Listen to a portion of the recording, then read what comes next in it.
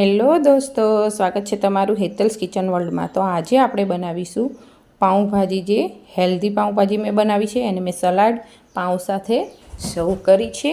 આ પાઉંભાજી ખાવામાં બહુ જ ટેસ્ટી લાગે છે અને બહાર જેવી મળે છે તેવી જ બનીને તૈયાર થઈ જાય છે। અને આપણે આની અંદર ઓછા વેજીટેબલ્સનો ઉપયોગ કર્યો છે અને હેલ્ધી રીતે બનાવી છે। એટલે આપણે આમાં દૂધીથી પાઉંભાજી બનાવેલી છે એટલે હેલ્ધી પણ છે।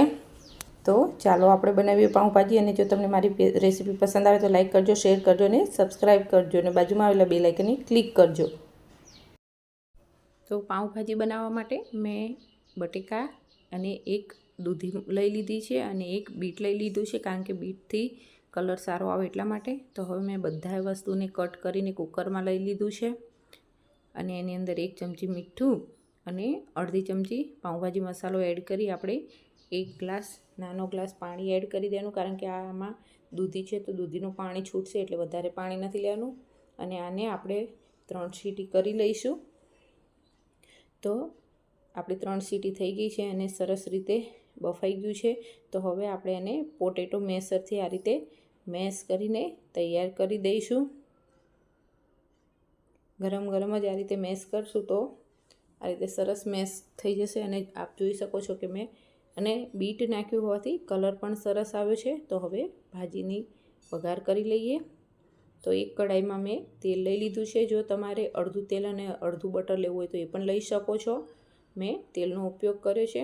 તો હવે તેલ ગરમ થાય એટલે એમાં 1 ચમચી હિંગ એડ કરીશું અને પછી એની અંદર આપણે ડુંગળીને ઝીણી સમારીને મેં લઈ લીધી છે। એક મોટી ડુંગળી હતી એને ઝીણી સમારી લીધી છે, એને આપણે આની અંદર સાંતળી લેવાની છે।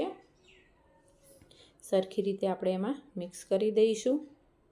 હવે આપણે આની અંદર એક નાનો ટુકડો આદુનો લેવાનો છે, એને છીણીને એડ કરી દઈશું। જો તમારે ખાંડીને નાખો હોય તો એ રીતે પણ નાખી શકાય છે, અને જો તમે લસણ ખાતા હોય તો એ પણ તમે આ ટાઈમે ખાંડીને નાખી શકો છો। તો હું આદુને આ રીતે છીણી અંદર એડ કરી દઈશ અને એના રેસાને હું કાઢી લઈશ અને એને પણ હું સરખી રીતે આની અંદર ડુંગળીની અંદર મિક્સ કરી દઈશ, જેથી કરી ડુંગળીની સાથે આદું પણ આપણું સંતળાઈ જાય અને કાચો ટેસ્ટ ન આવે। તો હવે આપણે ડુંગળીને જ્યાં સુધી બ્રાઉન ન થાય ત્યાં સુધી એને સાંતળવાની છે। તો થોડીવાર પછી આપણે જોઈ લઈશું કે આપણી ડુંગળી સંતળાઈ ગઈ છે, કલર ચેન્જ થઈ ગયો છે। તો હવે આપણે આની અંદર ઝીણા કટ કરીને રાખેલા ટમેટાં એડ કરી દઈશું।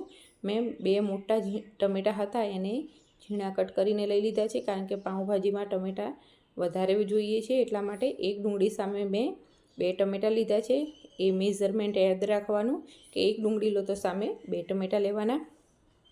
તો આને ટમેટાને આપણે સરખી રીતે મિક્સ કરી દઈશું અને ટમેટાં ઝડપથી ચડી જાય એટલા માટે આપણે આની અંદર 1 ચમચી મીઠું એડ કરી દઈશું। આપણે ટમેટાં અને ડુંગળીના ભાગનું જ મીઠું એડ કરવાનું છે, કારણ કે આપણે જ્યારે વેજીટેબલ્સ બાફ્યા ત્યારે એની અંદર આપણે મીઠું એડ કરેલું છે, એટલે આપણે ડુંગળી અને ટમેટાના ભાગનું જ મીઠું એડ કરી સરખી રીતે મિક્સ કરી દેવાનું છે અને એને મેશ કરી લેવાનું છે, કારણ કે મીઠું નાખવાથી ઝડપથી આપણા ટમેટાં સોફ્ટ થઈ જાય છે। તો થોડીવાર માટે આપણે એને સાંતળવા દઈશું અને થોડીવાર પછી આપણા ટમેટાં સંતળાઈ જાય એટલે આ રીતે પોટેટો મેશરથી એને સરખી રીતે આ રીતે મેશ કરી લેવાના છે, જેથી કરી ટમેટાં એક રસ થઈ જાય અને ગ્રેવી જેવું બની જાય। તો આપણે એને આ રીતે મેશ કરી દઈશું। હવે આપણે આની અંદર એક મસાલા કરવાના છે। મસાલા કર્યા પહેલાં આપણે આ મેશ કરેલા ટમેટાની અંદર જે આપણે કેપ્સિકમ આવે છે એ કેપ્સિકમને પણ આપણે ઝીણા સુધારીને લઈ લીધા છે। મેં 1 કેપ્સિકમ નાનું આવે છે એને ઝીણું સમારીને લઈ લીધું છે, એને આપણે આની અંદર મિક્સ કરી દેવાનું છે અને કેપ્સિકમને આપણે થોડીવાર માટે સાંતળવાનું છે, જેથી કરી કેપ્સિકમ એકદમ ગળી પણ ન જાય અને એકદમ ક્રિસ્પી પણ ન રહે એ રીતે કરવાનું છે। તો થોડીવાર સાંતળી લઈશું આપણે કેપ્સિકમને પણ। તો થોડીવાર પછી આપણે જોઈશું કે આપણા કેપ્સિકમ સોફ્ટ થઈ ગયા છે। તો હવે આપણે મસાલા કરી લઈશું। મસાલા માટે 1 ચમચી ધાણા જીરું પાવડર, 1 ચમચી તીખું મરચું લઈ લઈશું આપણે, તમે તમારા ટેસ્ટ પ્રમાણે ઓછું વધારે કરી શકો છો।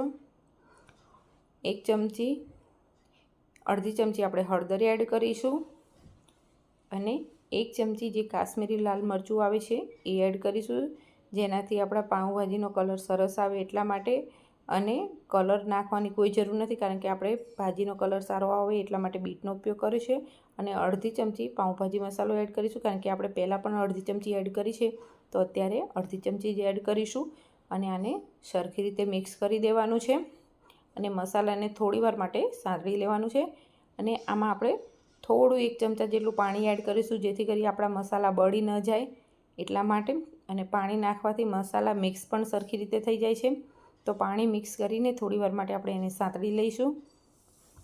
અને થોડીવાર પછી આપણે એને ફરીથી પોટેટો મેશરથી આ રીતે મેશ કરી લેવાનું છે, જેથી ગ્રેવી જેવું બનીને તૈયાર થઈ જાય. તો આપ જોઈ શકો છો કે કલર સરસ આવ્યો છે.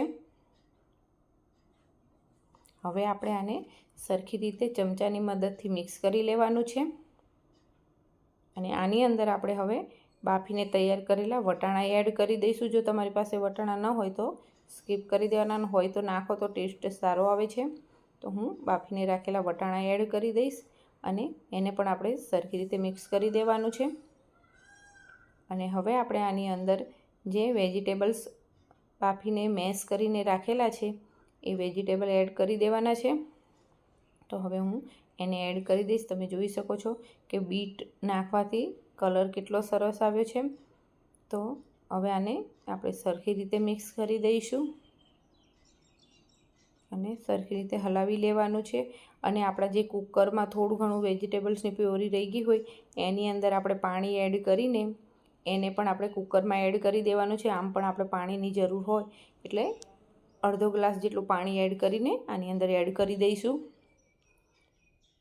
તો હવે આને ફરીથી આપણે સરખી રીતે મિક્સ કરી દેવાનું છે આ રીતે. અને આને ઢાંકીને આપણે 2 મિનિટ માટે ચડવા દઈશું. ભાજીને 2 મિનિટ પછી આપણે જોઈ લઈશું કે આપણી ભાજી ઉપર તેલ છૂટું પડી ગયું છે.